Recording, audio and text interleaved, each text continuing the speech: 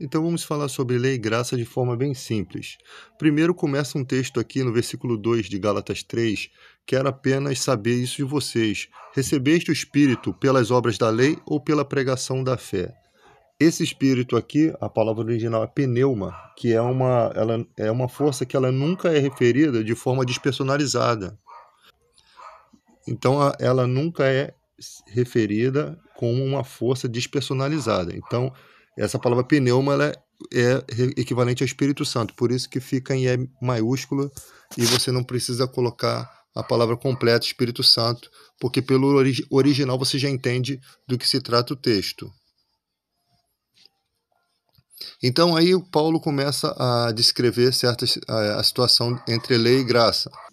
No versículo 5, Paulo diz que aquele que concede o Espírito e o Espírito Santo e que opera milagre entre eles, ele está questionando, porventura ele faz isso pelas obras da lei ou pela pregação da fé? Porque se você raciocinar até nos dias de hoje, os judeus não usam o nome de Jesus para expulsar demônio, para impor as mãos sobre os enfermos. Então, pelas obras da lei, não se é concedido os dons de Deus. É só você raciocinar. Porque pela lei você está decaído, depois Paulo vai dizer isso. Se você escolher andar pela lei, viva pela lei. Vai ter que cumprir toda a lei, ainda que a lei não justifique ninguém. E Paulo diz que se alguém quer se justificar pela lei, ele se constitui transgressor, porque a própria lei diz que pela lei mesmo ninguém pode ser justificado. A justificação é pela fé. E lá embaixo você vai perceber que Paulo está falando da aliança que Deus fez com Abraão lá, naquela situação lá de Isaac e tal. 430 anos antes da lei foi quando Deus fez uma aliança e Abraão se tornou pai da fé. Abraão creu e isso foi lhe imputado como justiça. Ou seja, ele não chegou a fazer o ato ele não chegou a matar Isaac. Então ele pela fé que ele teve, ele foi justificado por fé. Deus não permitiu que ele matasse, ou seja, não foi pelas obras. E 430 anos antes da lei, ninguém que venha depois pode revogar essa lei, essa espécie de promessa que Deus fez a um descendente. E Paulo vai explicar isso. Então, aqui vamos continuar aqui o texto. Insensatos, versículo 3. Quem tendo começado no Espírito, estejais agora vos aperfeiçoando na carne? Terá sido em vão que tantas coisas sofrestes, se na verdade for em vão? E versículo 6, é o caso de Abraão que creu em Deus e isso lhe foi imputado para a justiça. Sabeis, pois, que os da fé que são filhos de Abraão. Ora, tendo a Escritura previsto que Deus justificaria pela fé os gentios, preanunciou o evangelho a Abraão, dizendo ali, em ti serão abençoados todos os povos, de modo que os da fé são abençoados com o crente Abraão. Todos quantos, pois, são das obras da lei, estão debaixo de maldição, porque está escrito, maldito todo aquele que não permanece em todas as coisas escritas no livro da lei, para praticá-las. E é evidente que pela lei ninguém é justificado diante de Deus, porque o justo viverá pela fé. Ora, a lei não procede de fé, mas aquele que observar os seus preceitos, por ele viverá. Cristo nos resgatou da maldição da lei, fazendo-se ele próprio maldição em nosso lugar, porque está escrito, maldito todo aquele que for pendurado em um madeiro. Então essa lei de maldito ser alguém pendurado no madeiro foi a forma com que Cristo nos resgatou dessa lei. Para que a bênção de Abraão chegasse até os gentios, em Jesus Cristo, a fim de que recebêssemos pela fé o Espírito prometido. Prometido aonde? Por Osés, que diz que o Espírito seria derramado toda a carne. Os profetas diziam que o Espírito seria derramado sobre toda a carne, que as leis de Deus estariam no nosso coração, que seria quebrado o coração de pedra. Ou seja, Deus lá no início, ele fez o quê? Ele fez uma promessa a um povo que não lhe buscava, diz isso. Fui achado por aquele que não me buscava, por um povo que não me buscava. Isso estava prometido lá atrás. Então ele primeiro começa pela fé, 430 anos cria a lei, o povo judeu vem na lei, só que antes da lei já existia a graça. É isso que eles não entendem.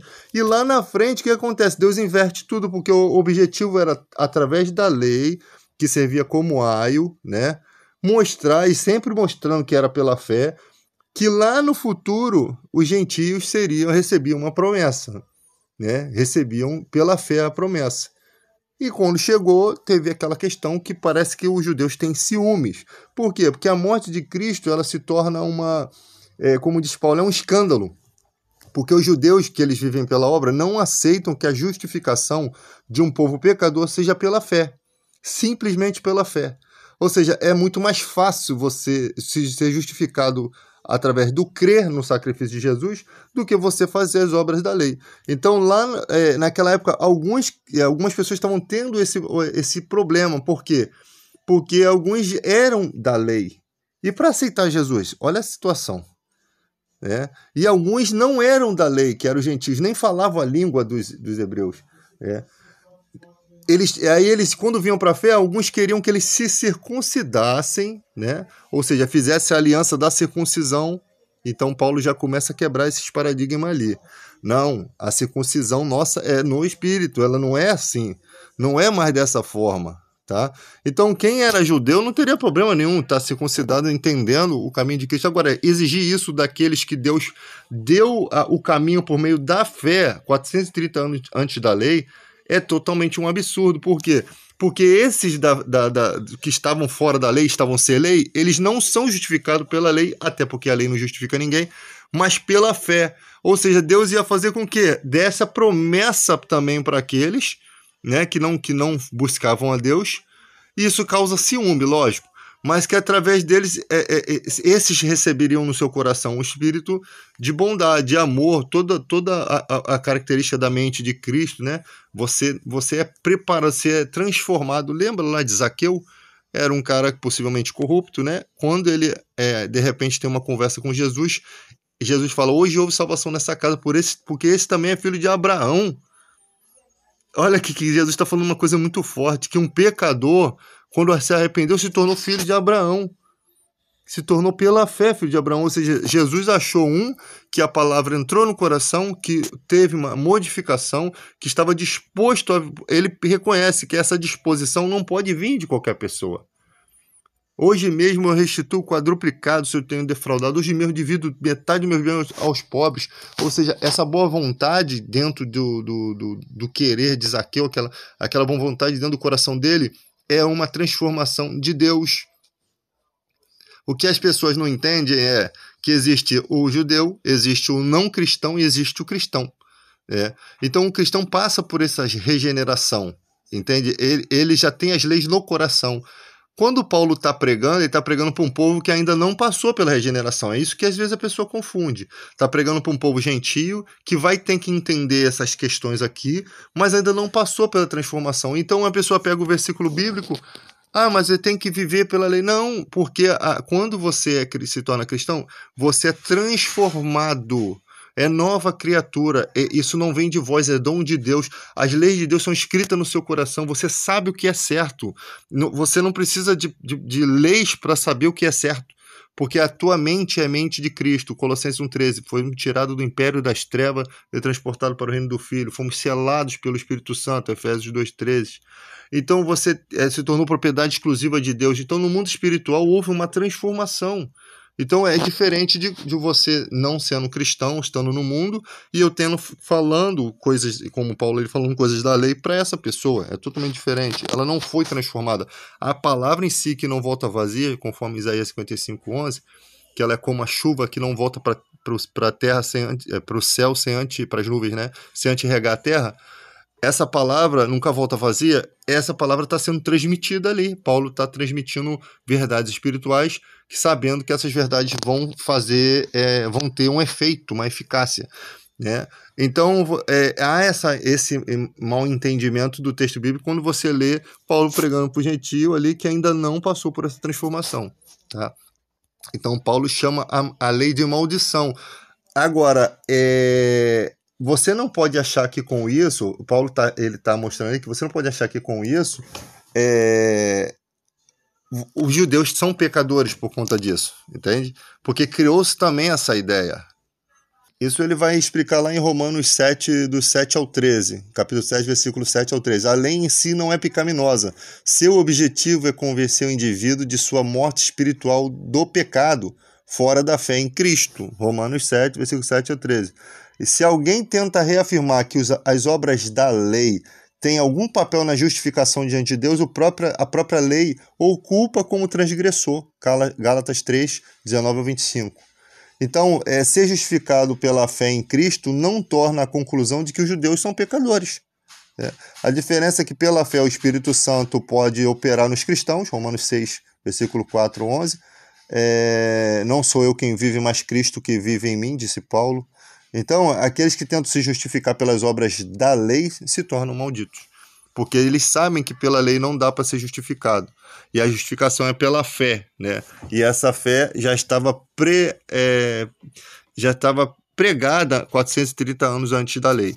Ali você tem uma série de coisas. Salmo 110 ali fala do Messias, né? Disse Adonai o meu Adoni, o Senhor Deus, o tetagrama, Javé, está dizendo ao Adoni, né? Que no caso é Jesus, porque assenta-te à minha direita até que eu ponha seus inimigos frustrados aos seus pés. Ali tem também o juramento, eu jurei que você será um sumo sacerdote da ordem de Melquisedeque. Você será um sumo sacerdote eterno da ordem de Melquisedeque. Então já havia uma promessa de que Jesus seria um sumo sacerdote muito superior. Por quê? Porque Abraão, quando ele atravessa as terras ali de Melquisedeque, ele dá o dízimo e ele é abençoado por Melquisedeque. E Paulo fala uma coisa muito interessante. Quem é mais importante, o que é abençoado ou o que o abençoou? E ali Paulo fala que Abraão pagou o dízimo pelos levitas, que ainda não haviam nascido. Então aquilo ali era uma forma de mostrar que o sacerdócio levítico ele era inferior ao sacerdote de Melquisedeque, ao sacerdócio, e que Jesus é um sumo sacerdote dessa ordem, Melquisedeque, muito superior, escolhida por Deus, uma ordem divina, né? Inclusive lá, quando Davi fala disso, o Senhor é o meu Senhor, Jesus tinha falado, como é que vocês creem que o Messias é filho de Davi, se o próprio Davi, pelo Espírito, chama de Senhor? Então ali você entende que o Salmo também é profético, ele não é só cântico, como alguns tentam afirmar para poder deturpar as Escrituras. Tanto que o Salmo 22 tem 3 fatos da crucificação: Eloi, Eloi, lama sabachthani, Deus meu, por que me desamparaste? Tem transpassaram minhas mãos e meus pés, né? Tem lançaram sorte sobre as minhas roupas e sobre a túnica. Dividiram entre si as minhas vestes, sobre a minha túnica lançaram sorte. 3 eventos da crucificação no Salmo 22 demonstrando algo profético. É um evento que aconteceu na crucificação. Então o Salmo não é meramente cântico, eles são cantos espirituais. Tem várias profecias dentro de Salmos, e principalmente os de Davi, tá? Esse Salmo 110 tenho certeza que é de Davi, o Salmo 22, se eu não me engano, também é. Então tem coisas muito interessantes que as pessoas que às vezes não se aprofundam no estudo não entendem. O novo convertido não se aplica a estudar isso, ele lê meramente essas passagens, porque isso é uma coisa que gradualmente pela fé vai se mostrar lá na frente, mas a gente precisa apontar para eles o texto, para eles poderem ter o caminho, que existe esses ensinamentos de Paulo. Esses ensinamentos estão aqui por um motivo. A morte de Cristo é um escândalo para os judeus. Eles não aceitam que Jesus é o Messias, lógico, né? Porque eles já vinham apedrejando e matando os profetas que Deus enviava. Jerusalém, Jerusalém, que mata os profetas e apedreja que eu tenho enviado. Quantas vezes, disse Jesus, quantas vezes eu quis juntar vocês como a galinha junta os seus pintinhos? Quanto que Jesus fez isso? Lá na eternidade. Ele está na criação do mundo, ele é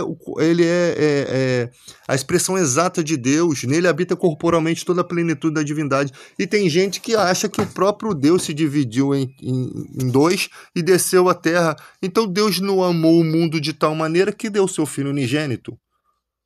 O texto está bem claro, Deus amou o mundo de tal maneira que deu seu Filho unigênito, ou seja, ele deu aquilo que era o máximo dele, ele deu aquilo que era mais importante. O próprio Filho, tá? Que também é eterno, que também é Deus. Paulo chama de grande Deus em Efésios 2,13 e em Romanos 9,5 chama de Deus, Jesus de Deus, porque ele é a essência de Deus, ele só pode ser Deus também. Mas ele não é a mesma pessoa.